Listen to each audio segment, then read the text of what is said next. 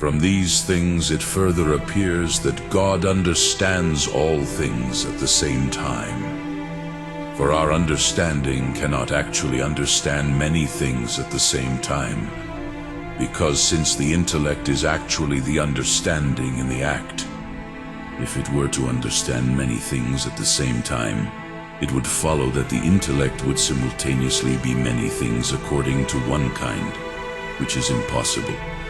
Now I say, according to one kind, because nothing prevents the same subject from being informed by different forms of different kinds, just as the same body is shaped and colored.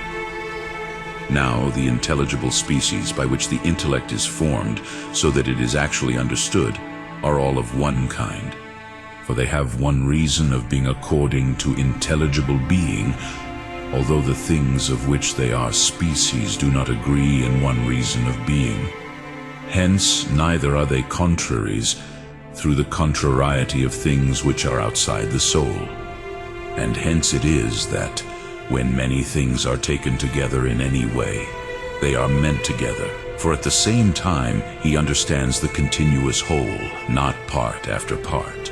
And likewise at the same time he understands the proposition, not first the subject, and afterwards the predicate. Because according to one species of the whole, he knows all the parts. From these, therefore, we can take that whatever several things are known in one form, they can be understood together. But all that God knows, he knows in one form, which is his essence. Therefore, he can understand everything at the same time. Again, the cognitive power does not actually know anything unless the intention is present. Hence even phantasms preserved in the organ are sometimes not actually imagined because the intention is not brought to them. For the appetite moves other powers into action in the agents through the will. Many things, therefore, to which the attention is not directed at the same time, we do not look at the same time. But what must fall under one intention must be understood at the same time.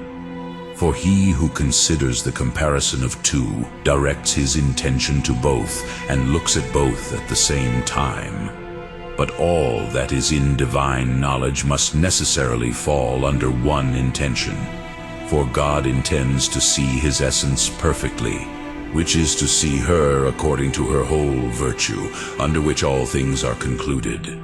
Therefore God, seeing his essence, looks at everything at the same time. Further, it is impossible for the understanding, which considers many things successively, to be only one operation.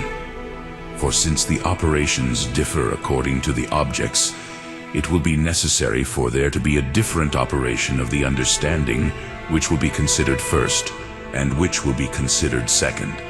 But the understanding of the divine is one operation, which is its essence, as was proved above. Therefore, not successively, but at the same time he considers all that he has learned. Still, succession cannot be understood without time, nor can time be understood without motion, since time is the number of motion according to before and after. But in God it is impossible for there to be any motion, as may be inferred from what has been said above. Therefore there is no divine succession in consideration, and so he considers all that he knows at the same time. Again, to understand God is to be his own, as is clear from what has been said above. Now in the divine being there is not before and after, but the whole is together, as was shown above. Therefore, the consideration of God doesn't have before and after, but understands everything at the same time. In addition, every intellect that understands one thing after another is sometimes understanding potentially and sometimes actually. For while it first understands in actuality, it understands secondly in potential. But the divine understanding is never in potential, but always actually understanding. Therefore he does not understand things successively, but understands everything at once. But the Holy Scriptures bear witness to this truth, For it is said, James 1:17, that with God there is no transmutation or overshadowing of vicissitudes.